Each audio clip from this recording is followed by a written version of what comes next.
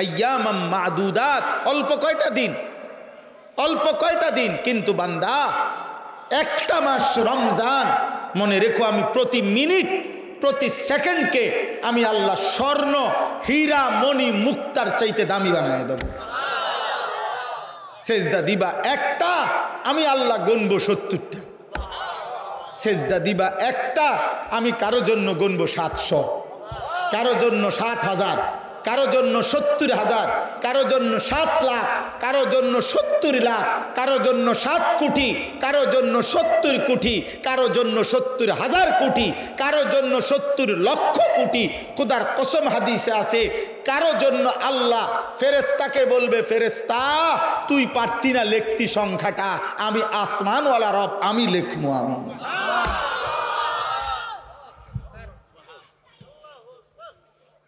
তোমার ক্যালকুলেশনে হবে না রে বান্দা, ফেরেশতা তোমার কম্পিউটার এটা ধরবে না। আনা আজিজি বিহি, আমার রোজাদার বান্দার প্রতি সেকেন্ডের বিনিময় আমি লিখবো। আমি, তুমি ভাবতা না? সেই রমজান আমাদের সামনে, এইটাই মনে করাইতে আসছি। বলছি যে কিশোর ভাই, যুবক ভাই, গত 11 মাসের ব্যস্ততা থেকে বাবা মা বোন, পর্দার আড়ালের মা, উপস্থিত বয়স্ক চাচা বাবা, অভিভাবক, সবাই আমরা মুসলমান। আরেকবার ঘুরে দাঁড়া, রমজানকে কাজে লাগা। রমজান পরিবর্তনের মাস, রমজান হেদায়েতের মাস, রমজান জীবন সাজাইবার মাস, রমজান নিজেকে গড়ে তুলবার মাস, রমজান অফুরন্ত রহমতের মাস, রমজান অফুরন্ত মাগফিরাতের মাস, রমজান কোটি কোটি জাহান্নাম থেকে নাজাতের মাস। রমজানকে কাজে লাগা, রমজানকে কাজে লাগা। কিন্তু আমার মূল বক্তব্য তাহলে এটা, লাআল্লাকুম তাত্তাকুন। আল্লাহ বলছেন রমজান আমি দিলাম, তোমরা বান্দা পালন করে দেখো, আমি তোমার মুত্তাকি বানায় দেব। আর যে মুত্তাকি সে জান্নাতি। তাইলে তুমি আমার একটা মাস কদর করো, আমি আল্লাহ তাআলা তোমারে বদলে দেব, পাল্টে দেব। এই জন্য ইনশাআল্লাহ রমজানকে সামনে রেখে যুবক ভাই, কিশোর ভাই, যদি বুঝে থাকো আব্বা, তো গুনাহ ছাড়ো, আল্লাহর নাফরমানি ছেড়ে নিজেকে নতুনভাবে আখেরাতের আলোকে গড়বার জন্য চেষ্টা করি। আল্লাহ বলেন আমি আমার কথাগুলো বারবার বলেছি কেন? লাআল্লাহুম ইয়াতাযাক্কারুন, আমার বান্দাগণ যেন উপদেশ গ্রহণ করতে পারে, এটা মাকসাদ, উপদেশ যেন হাসিল হয়। এজন্য আল্লাহ তাআলা একই কথা কোরআনুল কারীমে বারবার বলছে। 3 কথা পুরা কোরআনের বক্তব্য, তাওহীদ, রিসালাত, আখিরাত। কোরআনুল কারীমের প্রত্যেক আয়াতে এই কোনোটার একটা, হয় আল্লাহর প্রতি ঈমান, নয়তো রাসূলের কথার প্রতি ঈমান, নয়তো আখিরাতের প্রতি ঈমান। হয়তো ঈমান শিখাইছে, নয়তো কোনো ইবাদত আমলের কথা বলছে, নয়তো আখিরাতের ভয় দেখাইছে। এই কথাই ঘুরে ঘুরে, এই 3টি কথাই ঘুরে ঘুরে কোরআনে কখনো ঘটনা উল্লেখ করছে, কখনো মাসআলা উল্লেখ করছে, কখনো উপমা দৃষ্টান্ত উল্লেখ করছে। কিন্তু মূল মাকসাদ বান্দার ভিতরে যেন আল্লাহর প্রতি ঈমান, রাসূলের কথার প্রতি ঈমান, আখিরাতের প্রতি ঈমান যেন মজবুত হয়। এই জন্য বারংবার বলছে ইয়া আইয়ুহাল্লাযীনা আমানু, এই কথাইটা হে ঈমানদারগণ কোরআনুল কারীমের মধ্যে 89 বার আছে। তা এতবার কেন? 89 বার আছে। আল্লাহ তাআলা চেয়েছেন প্রত্যেকবারে হে ঈমানদারগণ, হে আমার প্রিয় বান্দাগণ। এটা বলার দ্বারা আমাদেরকে আল্লাহ তাআলা আন্তরিকতাপূর্ণ মহব্বতের শব্দ দিয়ে বুঝাইতে চাইছেন, বান্দা তুমি আমার প্রিয়, তুমি ঈমানদার, অতএব তুমি আমার কথার প্রতি মনোযোগী হও। 89 বার আমি তোমাকে এক শব্দে ডেকেছি, তুমি আমার কথা প্রত্যাখ্যান করো। আকিমুস সালাহ, এই নামাজের কথা 82 বারের চাইতেও বেশি আল্লাহ তাআলা উল্লেখ করছে। এক কথাই এতবার কেন বললেন? যেন আল্লাহ বলতে চাচ্ছেন বান্দা তবুও আমি চাই বারবার বলে তুমি যেন সেজদা করো। আদম আলাইসাল্লাম এবং ইবলিস এর ঘটনা, যে সেজদা করতে বলছে, অন্যান্য ফেরেশতাগণ সেজদা করছে, কিন্তু ইবলিস সেজদা করে নাই। এই সেজদা না দেওয়ার কারণে ইবলিস চিরবিতাড়িত হয়েছে। এই কথাইটা কোরআন শরীফে 10 বার আছে। এই ঘটনাটা একই কথা 10 বার আছে। ফাবিআইয়ি আলাই রাব্বিকুমা তুকাদ্দিবান, এই কথাইটা কোরআনুল কারীমে এক সূরার মধ্যে বারবার আছে, বারবার আছে। ওয়াইলুন ইয়াওমাইদিল লিল মুকাদ্দিবিন, এই কথাইটা কোরআনুল কারীমে, যে মিথ্যাবাদীদের জন্য সেদিন জাহান্নাম, এই কথাইটা কোরআনুল কারীমের এক সূরার মধ্যে 10 বারের চাইতেও বেশি আছে। বারবার বলছে, ঘুরায় ঘুরায়, বারবার বারবার। অতএব প্রিয় ভাই, নওজোয়ান বাবা, পর্দার আড়ালের মা বোন,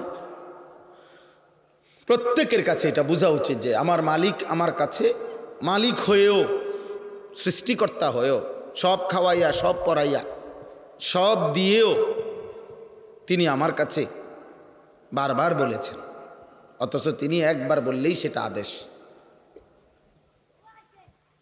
এবং এত বড় মালিকের একবার শুধু ইশারা দিল, এমন মালিকের নারাজ করা, অসন্তুষ্ট করা বিবেকবান হিসাবে উচিত না, উচিত না। যে আমার প্রতি এত বেশি দয়া করেন, অনুগ্রহ করেন, 24 ঘন্টা এমন মুনিবের অকৃতজ্ঞ, এমন মুনিবের প্রতি এত বড় সৃষ্টি দিয়ে যিনি আমাকে লালন পালন করছেন, তার কথাকে প্রতিনিয়ত প্রত্যাখ্যান করা, তার চাইতে নিকৃষ্ট বেয়াদব আর কেউ হয় না।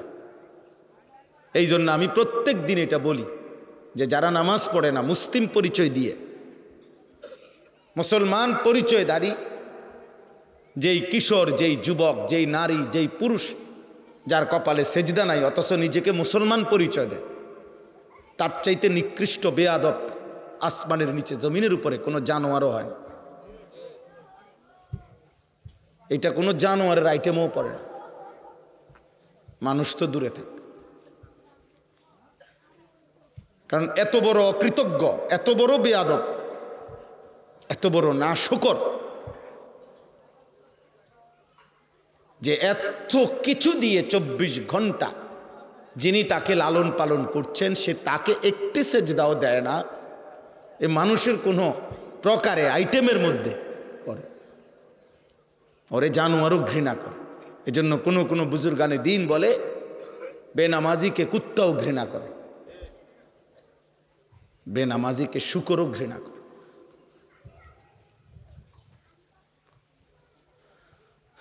এজন্য বাবা এটা বোঝা উচিত, আত্মপরিচয় মিলাইবেন।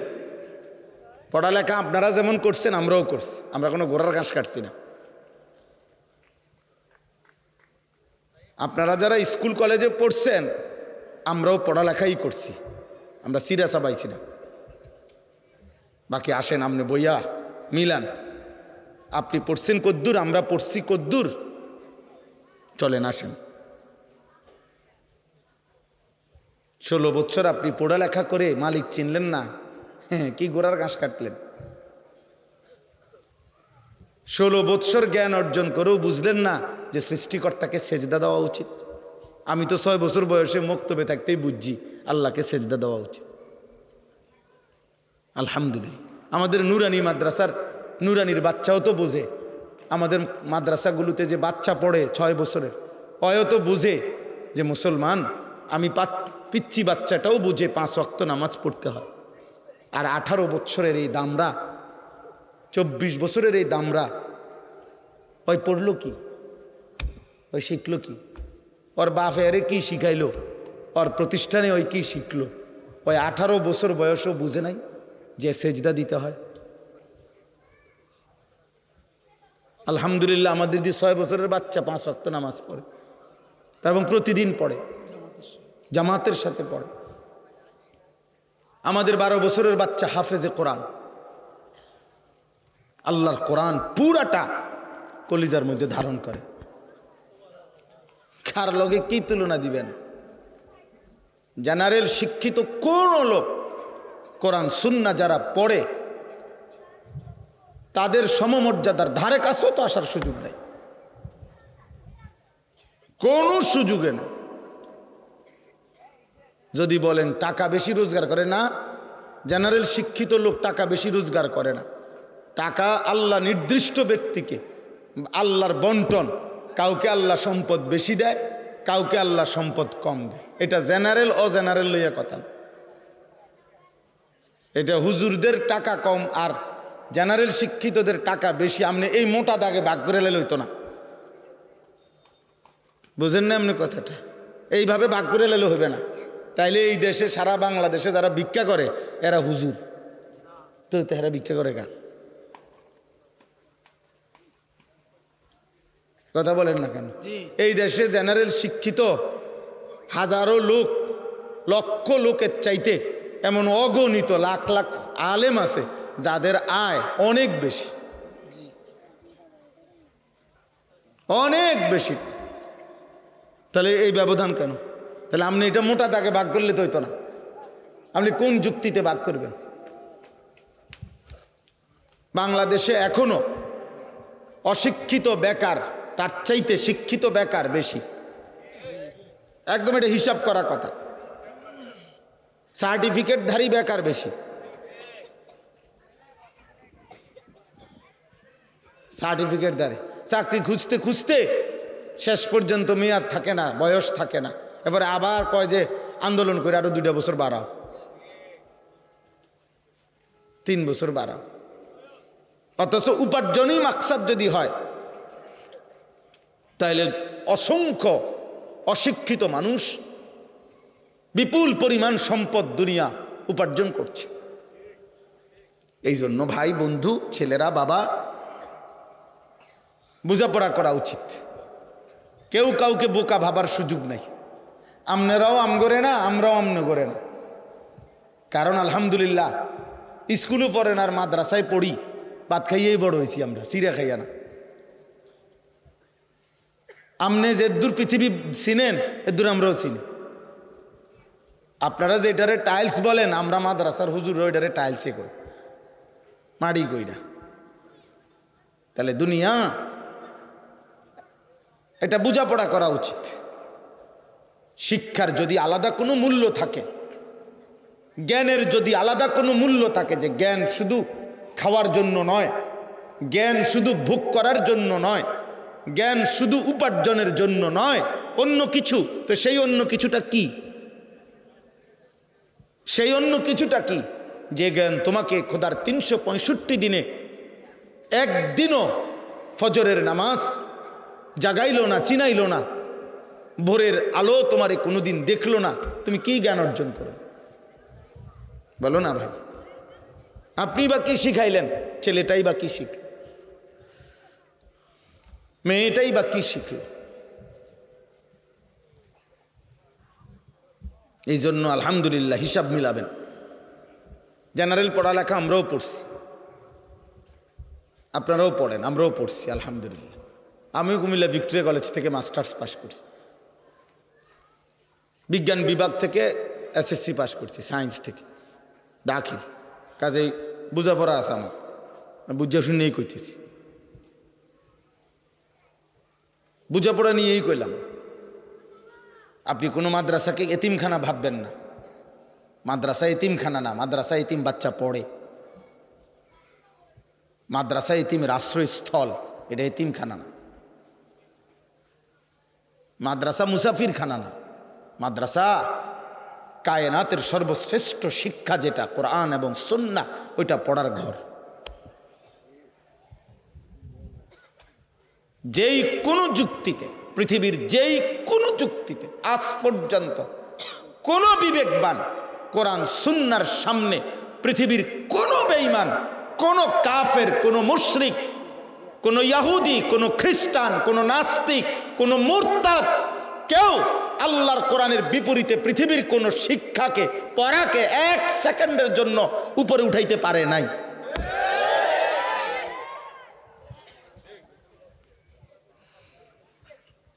মেশিনের পর মেশিন বানাইলে এটা অনেক কিছু, না না, এটা মেশিনে না।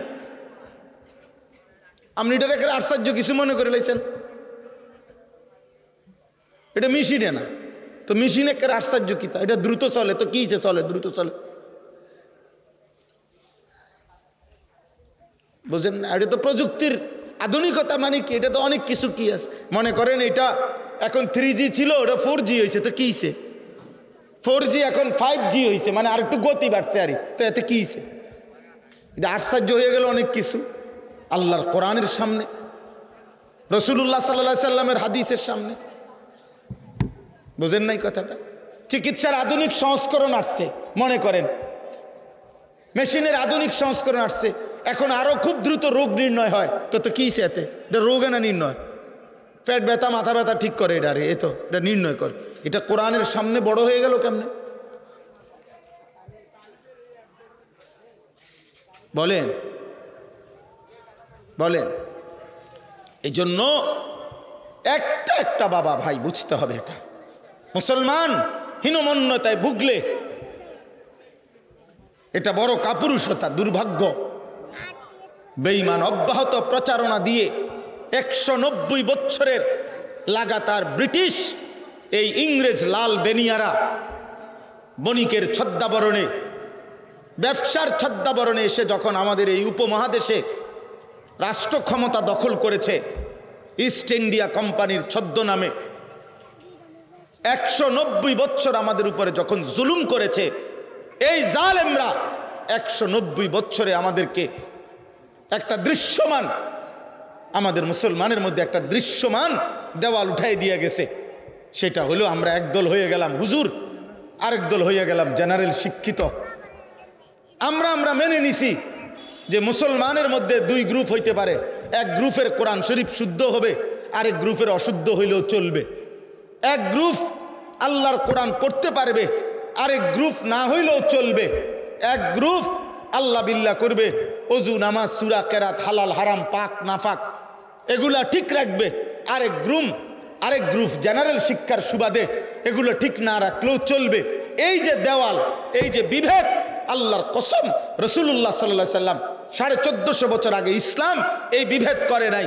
ইসলামের সবক তো ছিল মুসলিম যে পরিচয় দেয় শতভাগ 100 জন আল্লাহর কোরআন পড়তে পারবে, রসুলের হাদিস পড়তে পারবে, কোরআন সুন্নাহ মতে জীবন চালাবে, এটা প্রত্যেকের জন্যই আবশ্যক ছিল, এটাই ছিল নিয়ম। কিন্তু বেঈমান মাঝখান দিয়ে আমাদের 2 ভাগ করে দিছে বেটা।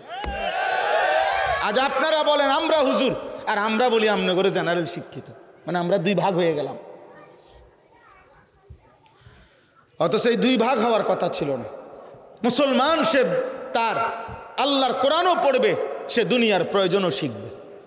নবীজি সাল্লাল্লাহু আলাইহি ওয়াসাল্লাম মক্কা বিজয়ের পরে তায়েফের যুদ্ধ করার আগে যুদ্ধের ময়দানে সাহাবাদের 2 জন সাহাবীকে তিনি দূরবর্তী অঞ্চলে পাঠাইছেন, যে তখন যুদ্ধের একটি আধুনিক, ওই সময়কার যে এখন যেটাকে দূরপাল্লার ক্ষেপণাস্ত্র বলে, ওই সময় ওইটা শিখবার জন্য যে পাথর মেশিনের মাধ্যমে একটু দূরে ছুঁড়ে মারা যায়, এইটা শিখাইবার জন্য নবী সাল্লাল্লাহু আলাইহি সাল্লাম 2 জন সাহাবীকে পাঠাইছেন যে তোমরা 2 জন গিয়া ওইটা শিখে আসো।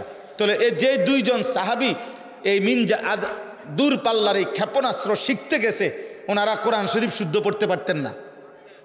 কথা বলেন না কেন? ওনারা 5 ওয়াক্ত নামাজ পড়তেন না। তাইলে রাসূলুল্লাহ সাল্লাল্লাহু আলাইহি সাল্লাম বলছেন উতলুবুর রিজকা মিন খাজায়াল আরদ, জমিনের তলদেশ থেকে, জমিনের নিচে তোমাদের রিজিক আছে, তোমরা সেটা তালাশ করো, খুঁজো, বের করো।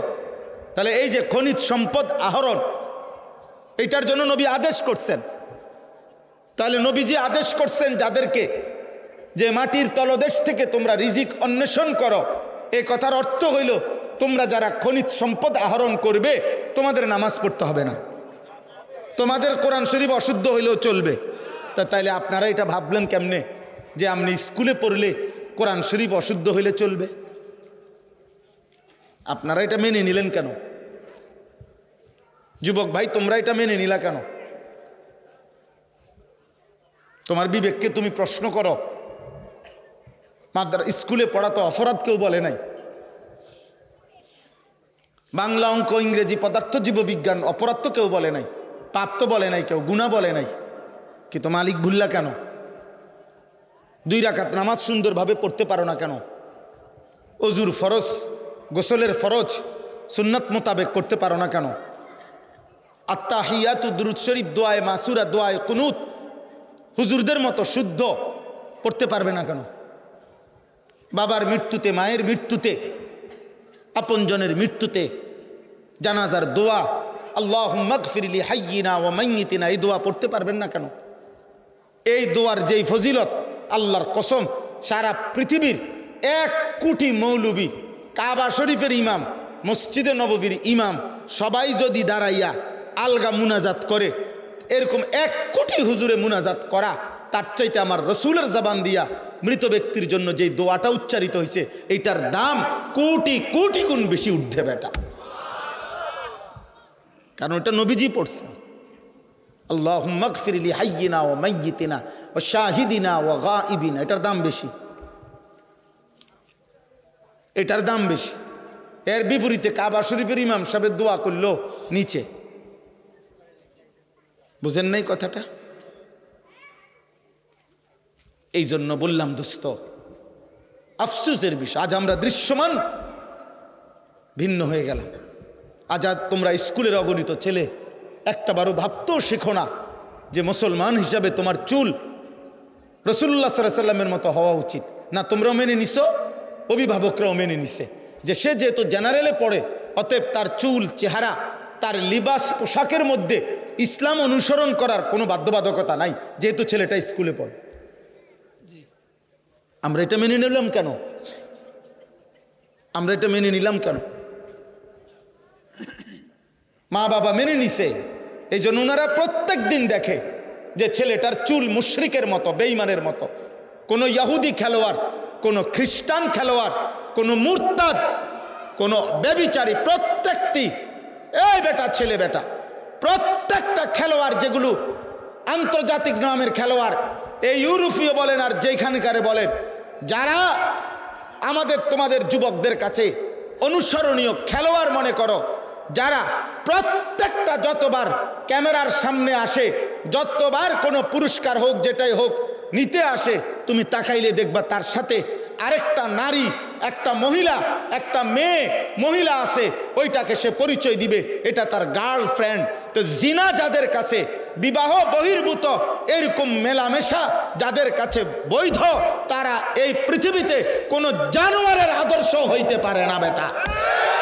মানুষ তো দূরে থাক বেটা, কোনো চতুষ্পদ জন্তুর মডেলও হইতে পারে না এটা।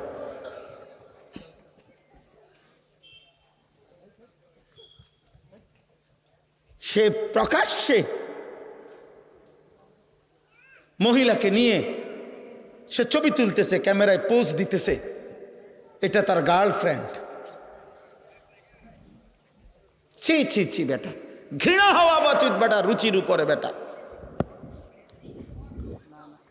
রুচির উপরে ঘৃণা হওয়া উচিত বেটা। হায়া, লজ্জা এক মানুষের সৃষ্টিগত নিয়ামত, আল্লাহর দান এটা। যার হায়া ছিনিয়ে নেয়, যার লজ্জা ভেঙ্গে যায়, আল্লাহ রসুল বলছে ফাসনা মা শিতা, এবার তোমার আচরণ জানোয়ারের মতো, যা মন চায় তাই করো। যা বেটা, তোর যেহেতু লজ্জা নাই, তুই খারাইয়া মুতলে কি আর বইয়া মুতলে কি, তুই রাস্তার ধারে মুতলে কি আর মানুষের চোখের সামনে মুতলে কি। পাশে দিয়া মানুষ যাইতেছে, মহিলা যাইতেছে, পুরুষ যাইতেছে, সিএনজি যাইতেছে, ও এখানে বসে পেশাব করতেছে। ধরেন তার কত বড় নিকৃষ্ট রুচি, কি তারে পড়াইলো, কে কি পড়লোতে, এই বাচ্চাটা কি পড়লো, ছি ছি ছি ছি ছি ছি বেটা, থো বেটা, ওই বিবেকের উপরে ছি বেটা।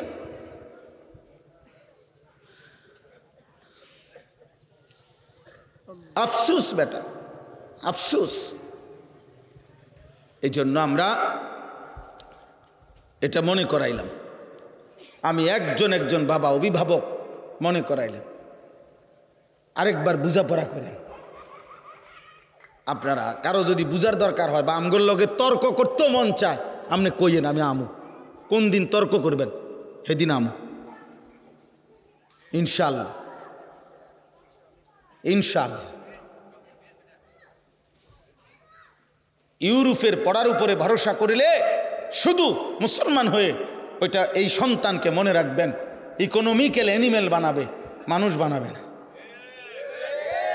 ইউরোপের স্লোগান হলো, পুঁজিবাদের স্লোগান হলো, বস্তুবাদের স্লোগান হলো ভোগ, উপভোগ, জীবন ভোগ করো। ইকোনমিক্যাল অ্যানিমেল, উপার্জনের জন্য নিজেকে গড়ে তোলো। কেমনে পড়লে, কি শিখলে, কি করলে, আর কোন পলিসি অ্যাপ্লাই করলে 1 লাখ টাকা উপার্জন হবে, আরও পলিসি খাটাও, এবার মাসে 3 লাখ টাকা আসবে, আরও পলিসি খাটাও, পরিশ্রম আরও বাড়াও, এবার মাসে 10 লাখ টাকা ইনকাম হবে, আরও পলিসি লাও, তুমি একসাথে 3 কোটি টাকা ব্যাংক লোন নাও, তারপরে ফ্যাক্টরি খুলে দাও, এবার মাসে 1 কোটি টাকা আসবে। তুমি একসাথে, আমারও ওই দিন বলছে হুজুর, আমি দোয়া করতাম, আমার একদিন একজনে কইছে ওনাদের কোম্পানি কিছুদিন আগে 1200 কোটি টাকা লোন নিছে, 1200 কোটি টাকা। আমি দোয়া করতাম, হেতের লাগে, আমি ব্যাককল পাইছি আমারে। হ্যাঁ, আপনি আমার ব্যাককল ঠাউরাইছেন, আমি আপনার মতো হারাম করার জন্য দোয়া করতাম। হ্যাঁ, সামনে সামনে তো অনেকেরই দেখলে এরকম আইস দেই, এগুলোর মধ্যে অনেকগুলোর মধ্যে তো পরে পরীক্ষাগুলি ফরমালি নাইব। কথা তো মৌখিক বলতেই হয়, চলতেই হয়, কিন্তু হৃদয়ের ভালোবাসা কোনো নাফরমানের জন্য কখনোই থাকে না। আল্লাহ রসুল সাল্লাল্লাহু আলাইহি সাল্লাম বলছে, লা তুসাহিব ইল্লা মুমিনান, মুমিন ছাড়া কাউকে বন্ধু বানায়ও না। ওয়ালা ইয়াকুল মালাকা ইল্লা তাকিয়ুন, মুত্তাকি ছাড়া কাউকে ভালোবেসে কিছু খাওয়াইও না। হাদিস নবীজি বলছে সাল্লাল্লাহু আলাইহি ওয়াসাল্লাম। এই জন্য আমি প্রত্যেকটা ছেলে পেলে, বাবা, ভাই, মা, বোন, আপনাদের কাছে এটা বুঝাইতে চাই, আমরা এটা ফিরে আসেন, আপনারা পড়েন, আপনারা ভাগ করে যে যেখানে পারেন পড়েন, কোনো সমস্যা নেই, কিন্তু আপনারা আরেকবার হিসাব মিলান, আমরা মানুষ হব না কেন, আমরা আল্লাহ চিনব না কেন, আমরা রসুল চিনব না কেন? এক বিন্দু কোনো যুক্তি তো থাকতে হবে। কোরআন শরীফ না মানার পিছনে একজন মুসলিম পরিচয়ধারী অথচ আল্লাহর কোরআন মানে না, কারণটা কি? তার একটা বাস্তব যুক্তিসঙ্গত কোনো কারণ তো দর্শাইতে হবে। আপনি এটা কোন, আপনি এটা কারণ বলেন। আপনি যে মুসলমান, রাসূলুল্লাহ সাল্লাল্লাহু আলাইহি সাল্লামের সুন্নাত ত্যাগ করলেন কেন? এটার একটা বাহ্যিক কারণ বলেন। দাড়ি কাটার উপরে একজন ভদ্রলোক একটি কারণ দর্শান, একটা লোক, একটা চ্যালেঞ্জ করলাম যে এর কোনো ন্যূনতম, রাসূলুল্লাহ সাল্লাল্লাহু আলাইহি সাল্লাম শতবার দাড়ি লম্বা করতে বলছে, দাড়ি লম্বা করতে বলছে, দাড়ি লম্বা করতে বলছে। এখন আপনি যে কাটলেন, আমি আপনার লোকের তর্ক করছি না, আপনার লজ্জাও দিচ্ছি না, কিন্তু আপনার কাছে কোনো এটার উপরে দলিল ভিত্তিক যুক্তিসঙ্গত কোনো কারণ আছে কিনা সেটা পেশ করেন। আপনি থাকলে এখন দাঁড়াইয়া বলে, আমি শুনি যে এর কোনো ন্যূনতম কোনো উপকার পৃথিবীর কোনো চিকিৎসা বিজ্ঞান, কোনো দার্শনিক, কোনো পণ্ডিত, কোনো বুদ্ধিজীবী, কোনো গবেষণাগারে প্রমাণিত হয়েছে? কোথায় সেটা? কোথায় সেটা? কি নাই, কোথাও কারো কাছে নাই, আমি শুনি নাই এ পর্যন্ত। আমি বহুত লোকের জিজ্ঞাসি, বহুত জেনারেল শিক্ষিত, একেবারে উচ্চ শিক্ষিত লোক আলহামদুলিল্লাহ আমাদের সাথে সম্পৃক্ততা আছে, মহব্বত করে। জিজ্ঞাসি, স্যার আপনি বলেন, বাইর করে দেন, আপনি গবেষণা করে বাইর করে দেন, দাড়ি কাটার উপরে সৌন্দর্য, অথবা দাড়ি কাটলে দাড়িওয়ালা মানুষের চাইতে দাড়ি কাটুন না মানুষের এক সুতা একটু বেশি সুন্দর দেখা যায়, এটার উপরে যুক্তিটা কি?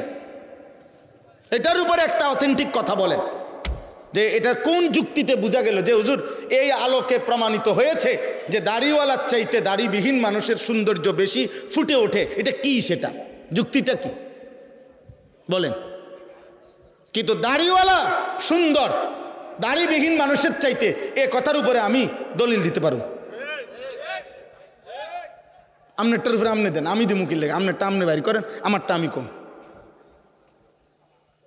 পৃথিবীতে 1450 বছরে লক্ষ লক্ষবার প্রমাণিত হয়েছে রাসূলুল্লাহ সাল্লাল্লাহু আলাইহি সাল্লাম ওনার সাহাবায়ে কেরাম 1 লক্ষের চাইতে বেশি সাহাবী রাতে দিনে সকালে দুপুরে দিবানিশি নবীজিকে দেখছেন হাজার হাজার বার লক্ষবার। প্রত্যেকেই অকপটে সাক্ষ্য দিছেন যতবার নবীজিকে দেখছি খোদার কসম এর চাইতে সুন্দর এই গোটা সৃষ্টিতে আর কাউকে দেখি না। তাহলে বুঝা গেল দাড়িওয়ালা চেহারা লক্ষের চাইতে বেশি সাহাবীর দৃষ্টিতে সুন্দর, অনুসারীদের দৃষ্টিতে সুন্দর। 1 2 কোরআনুল কারীমের মধ্যে আছে ওয়াদ-দুহা ওয়াল-লাইলি ইযা সাজা। এই শব্দের 2 তাফসীর। এক তাফসীর হলো ওয়াদ-দুহা শব্দের অর্থ হলো আল্লাহ তাআলা বলছেন, হে বন্ধু আমার, আপনার এই পবিত্র চেহারা, যে চেহারা আলোকোজ্জ্বল, আপনার এই সুন্দর আলোকোজ্জ্বল নূরানি পবিত্র আলোকিত সুন্দর চেহারার আমি আল্লাহ কসম করছি।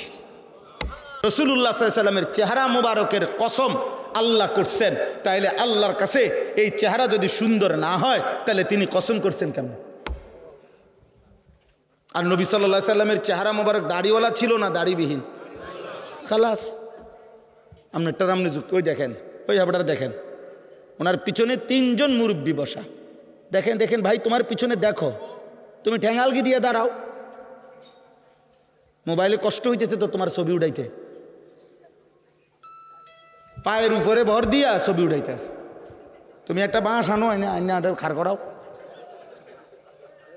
না না, লজ্জা না দিলে হবে না। কেন? আমি সুন্দরভাবে নিষেধ করছিলাম না? কথা বলেন না কেন? আমি কি মহব্বতের সাথে বলছিলাম কি না? বলে তাহলে বলে না হুজুর আমি আপনার কথা মানতাম না, তো চলে গেলে ভালো। আমি তো শুরুতেই বলছি আমি ব্যক্তিগতভাবে কোনো প্রার্থী না, আমি আগের থেকে এই তবিয়তের মানুষ। আমি দিল থেকে বলতেছি, বিশ্বাস করেন। আমি বিশ্বাস করি আমার জনসমর্থন দিয়ে আমি করবো কি? আমি তো ভোটে দাঁড়াইছি না। আমি কোনো মার্কার পক্ষে কোনো প্রচারণাও করি না, কোনো সময় না, কোনো সময় না। কোনো মার্কার পক্ষে আপনি আমার প্রচারণা পাবেন না। আমি করি না, আমি এটি বুঝি না। একজনের সব বুঝতে হবে এটা জরুরিও না। তাহলে আমি এত জনসমর্থন তো দরকার নাই আমার। আমি বিশ্বাস করি একজন মানুষকেও আল্লাহর কথা বললে সওয়াব হয়। হয় একজনকে আল্লাহর কথা বললে সওয়াব হয়নি, তো আমার সওয়াব দরকার, আমার নেকি দরকার। আমি সংখ্যা দিয়ে করবো কি? আমার অনেক সময় অনেকে বলে না আমগো মানুষ হুজুরারে, হ্যাঁ হুজুর ওয়াজ তো করেন আপনারা, হেদায়েত হয় কয়জন? না না, আমার গোনার দায়িত্ব না তো। না, এটা আমার দায়িত্ব দেয় নাই, গোনা আমাদের দায়িত্ব। আমি যদি আমগুড়ি গনি তো এই ডাইন কাঁধে বাম কাঁধে ফেরেস্তা বড়াগো কি কাম? অমা তো উনা করে রাখলো কেন? হ্যাঁ, তো ওনারা না গুনবো, হিসাব করবো কারা? এরা। তো গোনা আমার দায়িত্ব নি, আমার দায়িত্ব মেহনত, আমার দায়িত্ব বলে যাওয়া।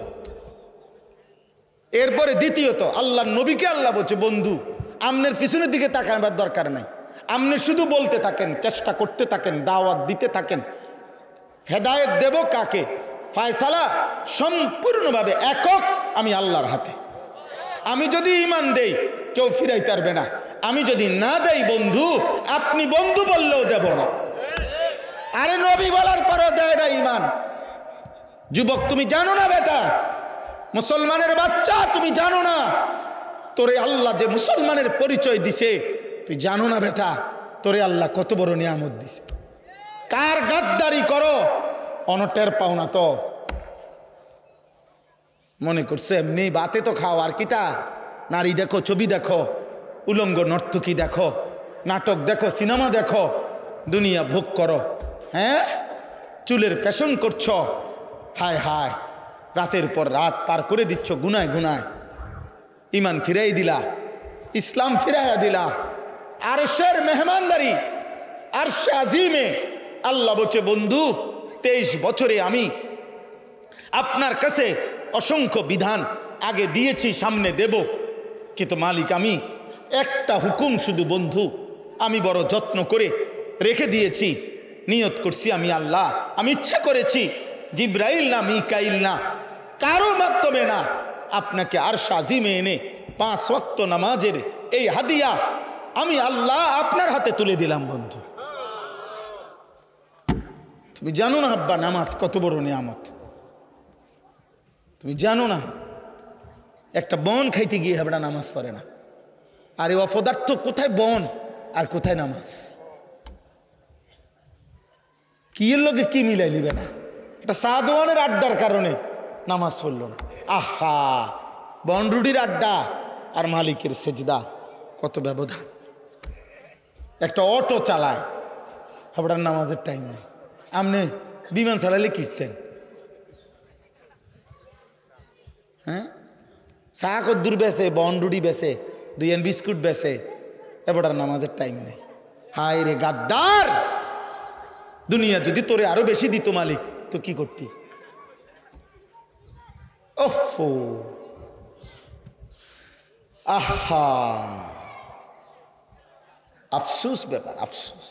কিয়ামতের দিন আল্লাহ বলবে ফেরেশতাদেরকে, উহশুরুল্লাযীনা যালামু ওয়া আযওয়াজাহুম ওয়া মা কানু ইয়াবুদুন মিন দুনিল্লাহ ফাহদুহুম ইলা সিরাতিল জাহিম।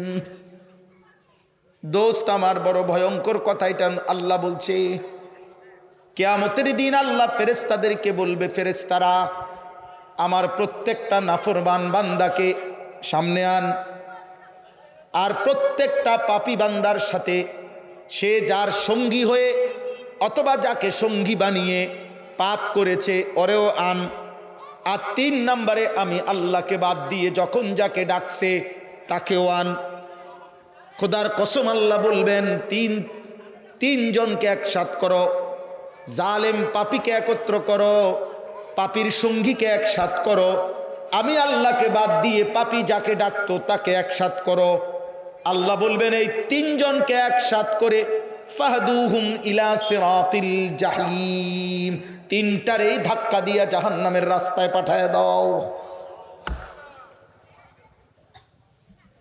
মনে রাখো বাপ, যে বন্ধু তোমার উলঙ্গ ছবি দেখাইছে, যে বন্ধু তোমারে সুদের আড্ডায় নিয়ে গেছে, কিস্তির আড্ডায় নিয়ে গেছে, নারীর আড্ডায় নিয়ে গেছে, জিনার আড্ডায় নিয়ে গেছে, সঙ্গী নামের, বন্ধু নামের, সহকর্মী নামের, সহপাঠী নামের যেই মানুষ নামের শয়তান তোমারে পাপের রাজ্যে নিয়ে গেছে, সেদিন কিয়ামতের দিন তুমি এবং তাকে একসাথ করা হবে। এবং শুধু সেই 2 জন না, বরং আল্লাহকে বাদ দিয়ে যাকে ডাকতো তাকেও। কোরআনুল কারীমে আল্লাহ বলছে। এই জন্য আব্বা, আমি সর্বোচ্চ, আমার ধমক দেওয়া মাকসাদ না, আমি আপনাদের সাথে ঝগড়া করতে আসি নাই, আমি আপনাদের সাথে দ্বন্দ্ব করতে আসি নাই, মনে করাইতে আসছি। আপনি ভাত খান, ঘুম যান, আপনি দুনিয়া উপার্জন করেন, কোনো অসুবিধা নাই। রিজিক তো হারাম না, উপার্জন তো হারাম না। চাকরি, ব্যবসা, কৃষি, ক্ষেত খামার, আয় উপার্জনের বৈধ মাধ্যম, এটা তো হারাম না। কিন্তু আল্লাহ বললেন কেন? আখিরাত বললেন কেন? নামাজ বললেন কেন? 1 ওয়াক্ত সেজদা দিতে পারলেন না কেন?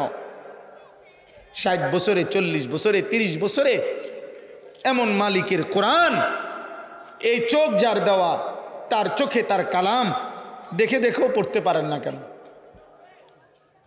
যার জবান, তার দেওয়া জবানে তার কালাম উচ্চারণ করতে পারেন না কেন? বলেন, কেন পারেন না? বলেন। এই আফসোসের কি জবাব দিবেন? এই আফসোসের কি জবাব দিবেন? কিয়ামতের দিন আল্লাহ এই পাপী এবং পাপীর দোসর একসাথ করে এদেরকে বলবেন, ওয়াকিফুহুম ইন্নাহুম মাসউলুন। ফেরেশতা এদেরকে দাঁড় করাও, আমি জিজ্ঞেস করব, বান্দা মা লাকুম লা তানাসারুন। সাংঘাতিক কথা আল্লাহ বলবেন সেদিন প্রত্যেক পাপীকে এবং তার পাপের সঙ্গীদেরকে একসাথ করে আল্লাহ বলবেন, মা লাকুম লা তানাসারুন, এই নাফরমান, তোর কি হলো? তোরা একজন আরেকজনকে আজ সাহায্য করছো না কেন? সেদিন না বলছিলা তুমি, দোস্ত তুই নিশ্চিন্ত থাক, আমি তোর পাশে আছি। আল্লাহ বলেন, সেদিন না বলছিলা দুনিয়াতে, আজ তাকে সাহায্য করছো না কেন? মা লাকুম লা তানাসারুন, কি হলো তোমাদের পরস্পর পরস্পরকে সাহায্য করছো না কেন? বাল হুমুল ইয়াউমা মুস্তাসলিমুন, আল্লাহ বলে না, যার কেউ সাহায্য করবে না, বরং প্রত্যেকেই আমি আল্লাহর সামনে মাথা নুয়ে পড়বে। স্যারেন্ডার, নেতাও স্যারেন্ডার, কর্মীও স্যারেন্ডার, বন্ধুও মাথা নুইবে, সহযোগীও মাথা নুইবে, প্রত্যেকেই মাথা নুয়ে ফেলবে। পাপীও পাপের সঙ্গীও, পাপ কাজের সহযোগিতাকারীও। এজন্য এটা বড় মারাত্মক। হুজুর আমি তো করি নাই, না না, সহযোগী হলেও বিপদ। আল্লাহ নবী বলছে, যেমন হাদিসে আছে, লাআনাল্লাহু আকিলার রিবা ওয়া মুকিলাহু ওয়া শাহিদাইহি ওয়া কাতিবাহু। আল্লাহ নবী বলছে, যে সুদ খায় তার উপরে আল্লাহর লানত, যে সুদ দেয় তার উপরে আল্লাহর লানত, যে সুদের সাক্ষী থাকে তার উপরে আল্লাহর লানত, যে সুদের কথা লিখে দেয় তার উপরে আল্লাহর লানত। লানত লানত লানত।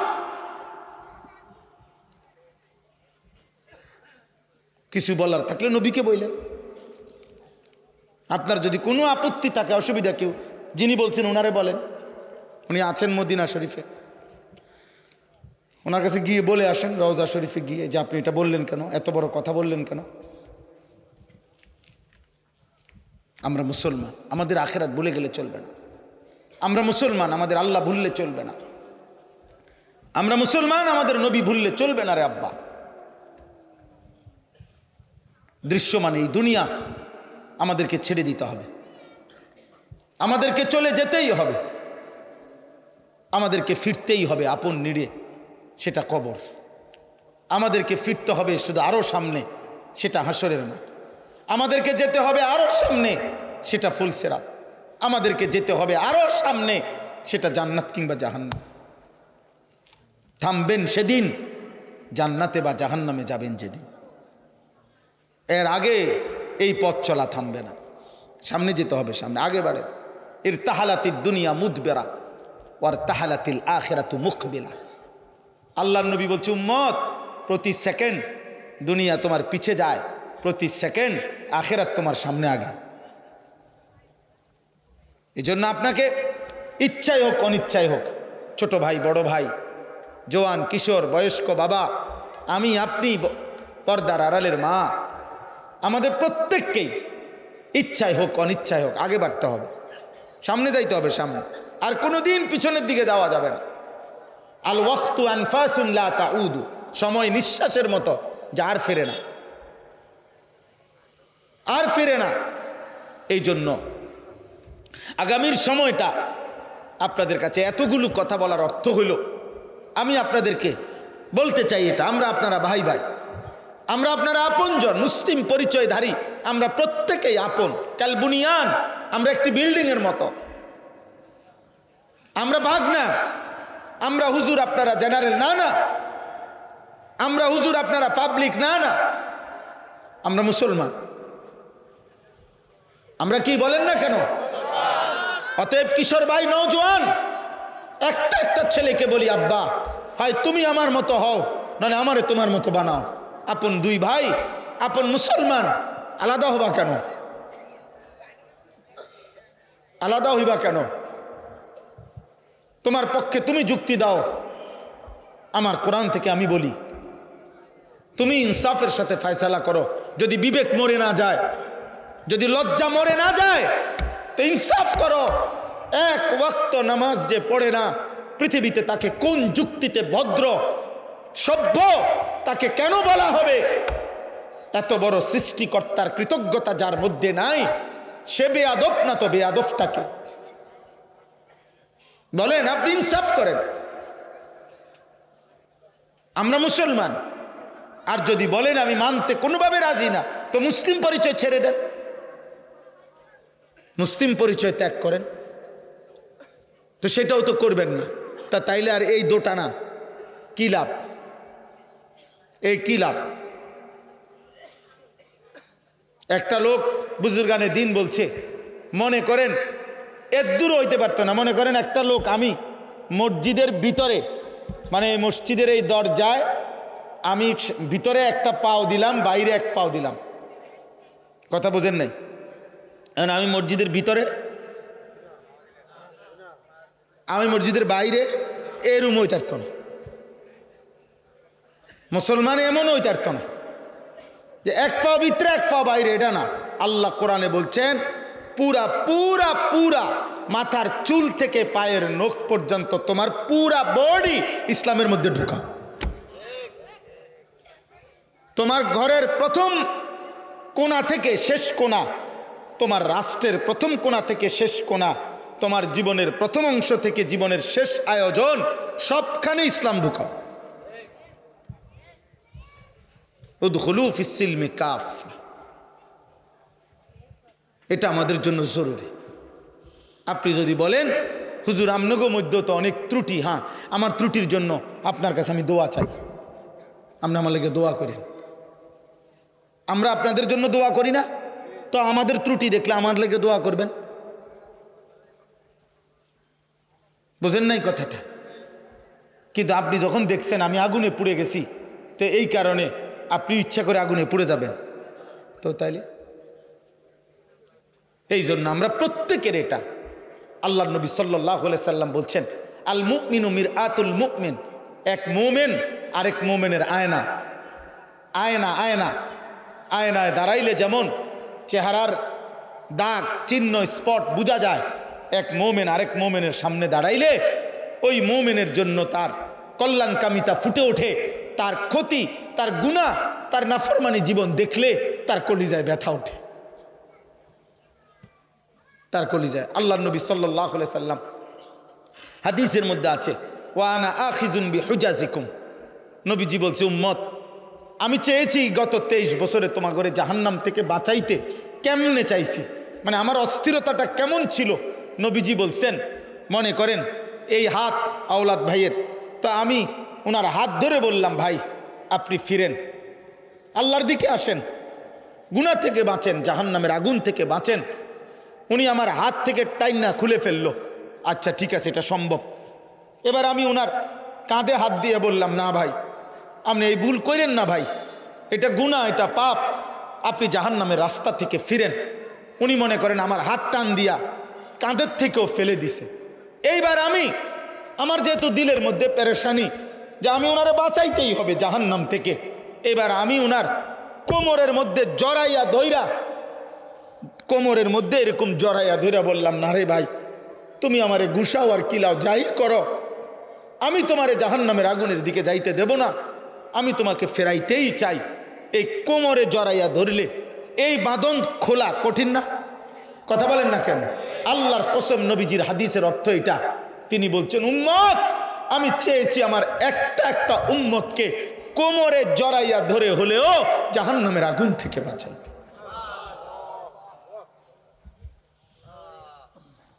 এই হুজাজিকুম অর্থ এটা, কোমর কোমর কোমর থেকে ছুটবা কেন? আবু জেহেলকে নবী সাল্লাল্লাহু আলাইহি সাল্লাম তারিখে ইবনে খাল্লিকানের মধ্যে আছে 4000 বার নবী শুধু আবু জেহেলকে কালেমার দাওয়াত দিছে, 4000 বার। জি জি 4000, আর 4000 কি পরিমাণ চেষ্টা করছে। 950 বছর নূহ আলাইহিস সালাম মানুষকে জাহান্নাম থেকে ফিরাইতে চাইছে। 950 বছর, 950 বছরে হাজার হাজার বার, লক্ষবার উনাকে পাথর মারা রক্তাক্ত করে বেহুশ কইরা, আমরা তাফসিরে পড়ছি নূহ আলাইহিস সালামকে ধইরা কাফের গুলা ওনার বেহুশ শরীর, রক্ত মাখা শরীরটা নিয়ে ডাস্টবিনের ময়লার মধ্যে ফেলে দিয়ে আসতেন, ছুঁড়ে মারতেন। নূহ আলাইহিস সালাম হুঁশ আসলেই রক্ত মাখা চেহারা মুছেই নূহ আলাইহিস সালাম বলতেন আল্লাহ আমি আমার কওমের কাছে আবার যাব, আপনি মাফ করে দেন, আযাব দিয়েন না, আমি আবার বলব। 950 বছর পরে আল্লাহ জানাইছে আর ইমানদার হবে না কেউ। কিন্তু যেদিন তুফান শুরু হয়েছে, নূহ আলাইহিস সালাম এই কোরআনে আছে রে আব্বা, সূরা হুদের মধ্যে। সেই দিনও যেদিন আল্লাহ বলছে নূহ আর ইমানদার হবে না কেউ, আন্নাহু লা ইউমিনা ইল্লা মান কাদ আমানা, আর কেউ ইমান আনবে না। কিন্তু নূহ আলাইহিস সালামের কলিজার ব্যথা, সেদিনও যেদিন তুফান শুরু হয়ে গেছে, ওয়াফারাত তান্নুর, চুলার থেকে পানি উঠে গেছে, চারিদিকে পানি শুরু হয়ে গেছে, আল্লাহর কসম সেদিনও নূহ আলাইহিস সালাম আসমানওয়ালা মালিকের কাছে বলছে, আল্লাহর সামনে বলছে, নিজের ছেলেটাকে কেনানকে ডাক দিয়া বলছে, আব্বা আমি, হে আমার সন্তান, আজ 950 বছর আমি বলে গেছি রে বাপ, 950 বছরের এক পিতা আমি, ক্লান্ত শ্রান্ত। আমার মালিক বলে দিয়েছে আর ইমান দিবে না, তবুও আমি শেষবারের মতো আর কোনো দিন বলবো না, আর কোনো দিন পৃথিবীতে কাউকে ডাকবো না রে আব্বা, এই শেষবারের মতো তুমি সন্তান, তোমাকে বলছি আব্বা, ইয়া বুনাইয়ার কাম মা'ানা ওয়ালা তাকুম মা'আল কাফিরিন, হে আমার সন্তান, ইমানদারদের সঙ্গী হও, কাফেরদের সঙ্গী হইও না।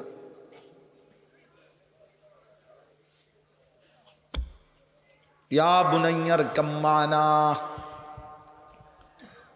ওয়ালা তাকুম মা'আল কাফিরিন। নূহ আলাইহিস সালাম বলছে, পুত ইমানদারদের সঙ্গী হও, কাফেরদের সঙ্গী হইও না। ইব্রাহিম আলাইহিস সালাম ওনার আব্বাকে হাজার হাজার বার বলছে, ইয়া আবাতি, ইয়া আবাতি, ইয়া আবাতি, হে আমার আব্বা, ইমান আনেন আব্বা, ইমান আনেন। আব্বা কালিমা পড়েন, আল্লাহকে মানেন। ইয়া আবাতি লা তা'বুদিশ শাইতান, হে আমার পিতা, আপনি শয়তানের গোলামি কইরেন না। ইয়া আবাতি ইন্নী আখাফু আন ইয়ামাসসাকা আযাবুম মিনার রাহমান, হে আমার আব্বা, ঈমান ছাড়া যদি কবরে যান, আমার আল্লাহর আযাব আপনাকে ঘিরে ফেলবে। এইভাবে বলছে। এক পিতা তার বাপকে জাহান্নাম থেকে বাঁচাইতে চাইছে, এক বাপ তার ছেলেকে জাহান্নাম থেকে বাঁচাইতে চাইছে। বারবার বলেছে, বারবার বারবার বারবার বারবার, আপনি মুসলমান বাপ হয়ে ছেলেটা এক ওয়াক্ত নামাজ পড়ে না, আপনি কেমনে মেনে নিলেন? আপনি মুসলমান স্বামী হয়ে আপনার স্ত্রী একদিনও পর্দা করে না, হায় মুসলমান স্বামী, আপনি কেমনে মেনে নিলেন? আপনি মুসলমান অভিভাবক হয়ে আপনার ঘরে প্রতিদিন রঙিন টেলিভিশনে নর্তকী নাচে, আপনি ইমানদার কেমনে মেনে নিলেন? কেমনে মেনে নিলেন বাপ? আল্লাহ আমাদেরকে মাফ করে দেয়, আল্লাহ আমাদের কলিজার মধ্যে বুঝ দান করে, আল্লাহ আমাদের হৃদয়ে ঈমান দান করে, হৃদয়ে ঈমান দান করে। একটা একটা ছেলে বুঝতে শেখো বাপ। এই আমার কথা শেষ। রমজান সামনে, আমার এতগুলো কথা বলার উদ্দেশ্য এটাই। মাহে রমজান সামনে, আল্লাহ যেন বলছে, বান্দা 11 মাসের ঘাটতি কমতি যা হইছে তো হইছেই, চলো একবার ঘুরে দাঁড়াও বান্দা, একটা মাস কাজে লাগাও। দেখতে দেখতে আইয়ামাম মাদুদাত, অল্প কয়টা দিন, অল্প কয়টা দিন, কিন্তু বান্দা একটা মাস রমজান, মনে রেখো আমি প্রতি মিনিট প্রতি সেকেন্ডকে আমি আল্লাহ স্বর্ণ হীরা মণি মুক্তার চাইতে দামি বানায় দেব।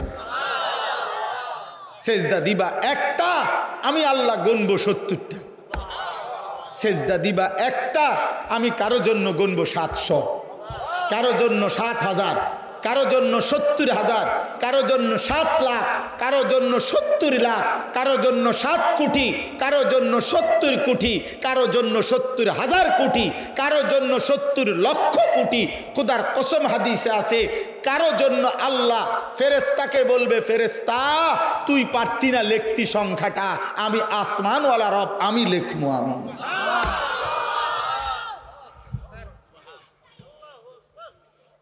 তোমার ক্যালকুলেশনে হবে না রে বান্দা, ফেরেশতা তোমার কম্পিউটার এটা ধরবে না। আনা আজিজি বিহি, আমার রোজাদার বান্দার প্রতি সেকেন্ডের বিনিময় আমি লিখবো। আমি, তুমি ভাবতা না সেই রমজান আমাদের সামনে, এইটাই মনে করাইতে আসছি। বলছি যে কিশোর ভাই, যুবক ভাই, গত 11 মাসের ব্যস্ততা থেকে বাবা, মা, বোন, পর্দার আড়ালের মা, উপস্থিত বয়স্ক চাচা, বাবা, অভিভাবক, সবাই আমরা মুসলমান। আরেকবার ঘুরে দাঁড়া, রমজানকে কাজে লাগা। রমজান পরিবর্তনের মাস, রমজান হেদায়েতের মাস, রমজান জীবন সাজাইবার মাস, রমজান নিজেকে গড়ে তুলবার মাস, রমজান অফুরন্ত রহমতের মাস, রমজান অফুরন্ত মাগফিরাতের মাস, রমজান কোটি কোটি জাহান্নাম থেকে নাজাতের মাস। রমজানকে কাজে লাগা, রমজানকে কাজে লাগা। কিন্তু আমার মূল বক্তব্য তাহলে এটা, লাআল্লাকুম তাত্তাকুন। আল্লাহ বলছেন রমজান আমি দিলাম, তোমরা বান্দা পালন করে দেখো, আমি তোমার মুত্তাকি বানায় দেব। আর যে মুত্তাকি সে জান্নাতি। তাইলে তুমি আমার একটা মাস কদর করো, আমি আল্লাহ তাআলা তোমারে বদলে দেব, পাল্টে দেব। এই জন্য ইনশাআল্লাহ রমজানকে সামনে রেখে যুবক ভাই, কিশোর ভাই, যদি বুঝে থাকো আব্বা, তো গুনাহ ছাড়ো, আল্লাহর নাফরমানি ছেড়ে নিজেকে নতুনভাবে আখিরাতের আলোকে গড়বার জন্য চেষ্টা করি। আল্লাহ আমাদেরকে তৌফিক দান করে।